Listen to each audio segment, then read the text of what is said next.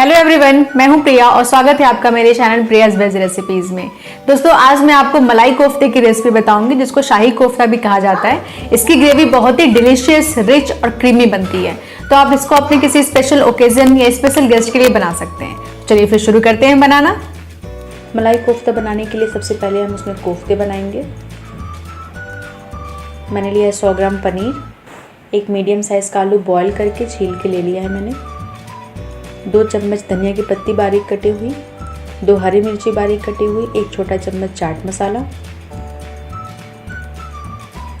धनिया पाउडर, नमक, गरम मसाला, आधी कटोरी मैदा, ड्राई फ्रूट्स लिया है मैंने छोटे टुकड़ों में काट के, काजू किशमिश है ये हम कोफ्ते में स्टफ़ करते हैं। अगर आपको ना पसंद हो तो आप स्किप कर दें। तो पहले हम कोफ्ते बनाएंगे। सबसे पहले मैं इसमें आलू को कद्दूकस करूँगी।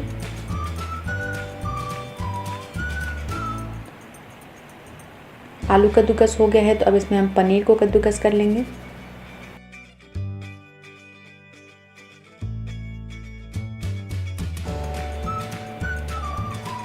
आलू और पनीर दोनों कद्दूकस हो गया है तो अब इसमें हम डालेंगे नमक।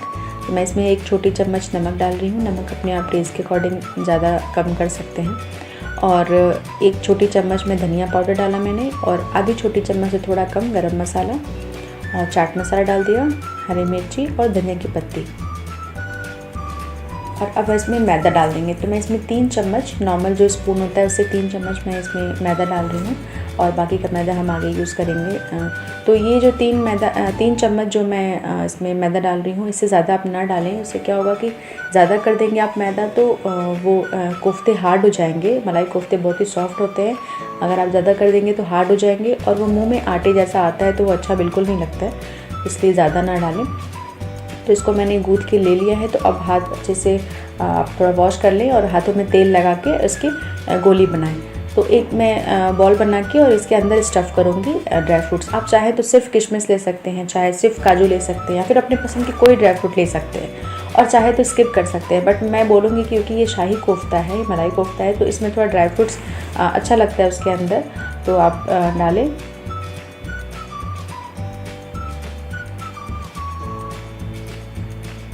और बिल्कुल आप ध्यान दें कि बिल्कुल क्रैक्स ना रहें, बिल्कुल चिकनी गोली बने उसकी।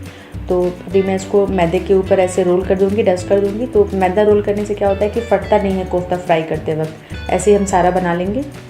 तो ये देखिए सारे कोफ्ते मेरे बन के रेडी हैं, सबको मैंने मैदे में डस्ट कर लिया था। तो अब हम ग्रेवी बनाएंगे। तो ग्रेवी के लिए क्या चाहिए हमें वो हम देख लेते हैं।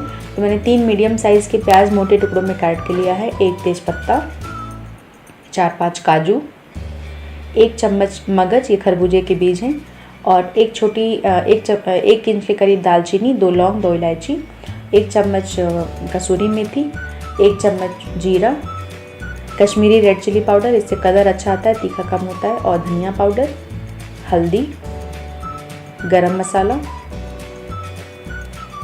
2 बड़े चम्मच अदरक लहसुन का पेस्ट, आधी कटोरी ये फ्रेश घर की मलाई ली है मैंने। आप चाहे तो मार्केट में जो फ्रेश क्रीम आती है वो भी ले सकते हैं, पर घर की मलाई ज़्यादा अच्छी लगती है। और 2 मीडियम साइज़ के टमाटर मैंने मोटे टुकड़ों में काट के लिया हुआ है। प्याज टमाटर दोनों मोटा ही चाहिए, और नमक हम टेस्ट के अकॉर्डिंग यूज़ करेंगे। तो सबसे पहले हम प्याज टमाटर का जो ये भुनने का काम है वो कर लेंगे। तो मैंने पैन चढ़ा दिया है गैस पे, और इसमें हम ऑयल डालेंगे। पैन गरम हो गया है तो मैं इसमें 1.5 बड़े चम्मच मैं इसमें ऑयल डाल दूँगी। मैं सरसों का तेल यूज़ कर रही हूँ, मस्टर्ड ऑयल। आप कोई भी कुकिंग ऑयल यूज़ कर सकते हैं। तो तेल गरम हो गया है तो अब हम इसमें जीरा डाल देंगे। जीरा को चिटकने के वेट करेंगे। प्याज टमाटर हम पहले इसलिए भून रहे हैं ताकि इसको ठंडा करके पीसना होता है। तो ये मैंने तेज़पत्ता डाल दिया। इसमें ये जो खड़े मसाले थे, मतलब दालचीनी, लौंग, इलायची, वो डाल दिया मैंने। ज़्यादा उसको भुने नहीं, हल्का सा बस भुना। तो मैंने इसमें काजू और मगज भी डाल दिए। मगज और काजू ट्राई करें कि ज़्यादा भूनने ना पाए, थोड़ा वाइटिश ही रहे। तो और फिर मैंने इसमें प्याज डाल दिया। मोटे टुकड़ों में इसलिए काटे हैं क्योंकि इसको पीसना ही है, थोड़ा सा ये तेज़पत्ता फ्राई करने में प्रॉब्लम क्रिएट करता है, तो मैंने उसको बाहर निकाल लिया, बाद में हम इसको ऐड कर लेंगे। तो प्याज देख सकते हैं आप सॉफ्ट हो गया है, अलग अलग होने लगा है। तो अब हम इस टाइम पे इसमें टमाटर डाल देंगे। मैं इसलिए पहले ये प्याज टमाटर को भुनने का काम कर रही हूँ कि बिल्कुल ठंडा करके इसको पीसना होता है, तो इसलिए ये ठंडा होता रहेगा, तब तक हम दूसरा काम कर लेंगे। तो मैंने इसमें 1 छोटी चम्मच नमक डाल दिया। नमक आपने टेस्ट के अकॉर्डिंग डालें, कोफ्ते के अंदर भी सॉल्ट है और ये ग्रेवी में भी सॉल्ट जाएगा, तो इसलिए आप उसका ध्यान रखें। अब मैंने डाल दिया तेज़पत्ता। स्टार्टिंग में वो थोड़ा प्रॉब्लम क्रिएट करता है, तो मैंने निकाल दिया था। अब ढक के धीमी आंच पे इसको हम सॉफ्ट करेंगे प्याज टमाटर को। तो एक बार मैंने चला दिया 2 मिनट के बाद, तो थोड़ा सॉफ्ट हो रहा है ये। अब देखा मैंने थोड़ी देर बाद और, तो तेल अलग हो गया है और प्याज टमाटर बिल्कुल अच्छे से सॉफ्ट हो गया है। तो इसको हम ठंडा कर लेंगे पूरी तरह से, फिर पीसेंगे।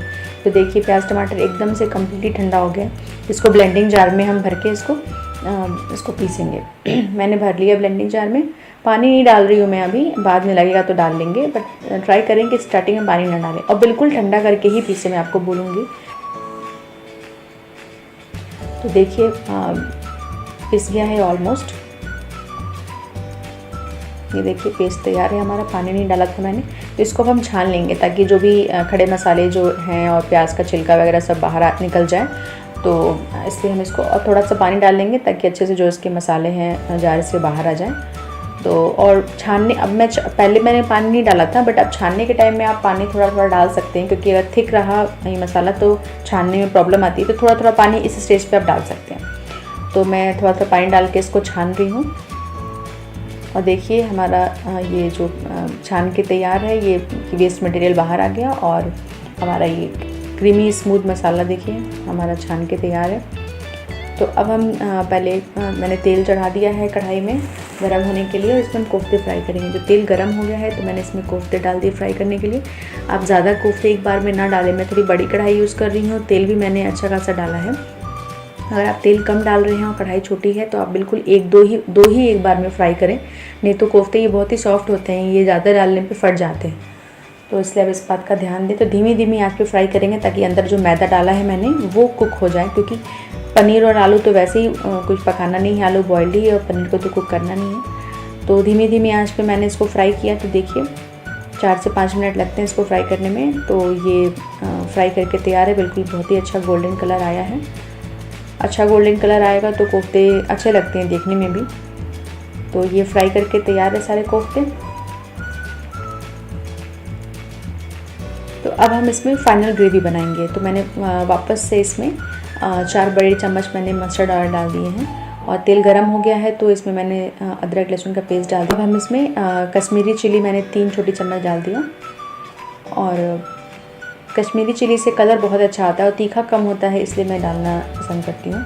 और मैंने 2 छोटे चम्मच मैंने इसमें धनिया पाउडर डाल दी, 1 छोटी चम्मच हल्दी, और इसको डाल के मिक्स करेंगे।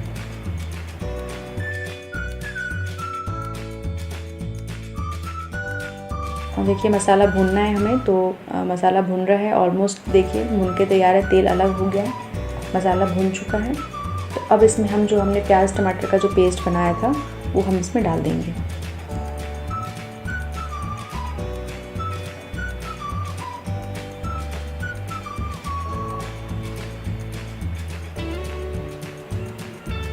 और इसको फिर भूनना है, बहुत ही अच्छे से भूनना है आपको।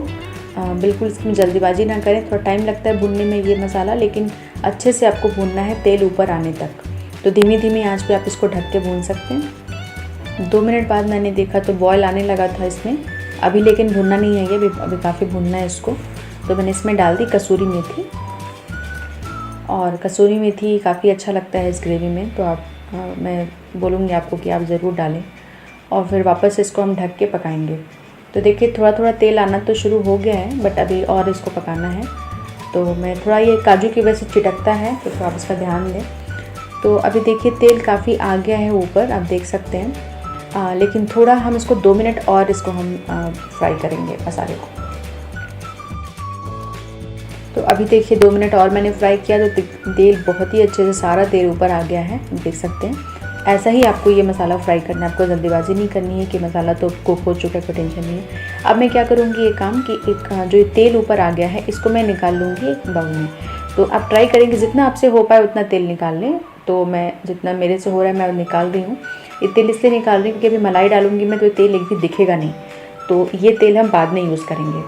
तो अब मैं इसमें मलाई डाल दूँगी और थोड़ा मैं एक बड़ा चम्मच मैं बचा ले रही हूँ बाद में लास्ट में गार्निशिंग के लिए। तो इसमें मलाई डाल के देखिए अब तेल बिल्कुल नहीं दिख रहा है, अब इसीलिए मैंने पहले निकाल लिया। तो मैंने थोड़ा सा आधे कप के करीब पानी डाल दिया और इसमें 1 छोटी चम्मच गरम मसाला डाल के मिक्स करेंगे।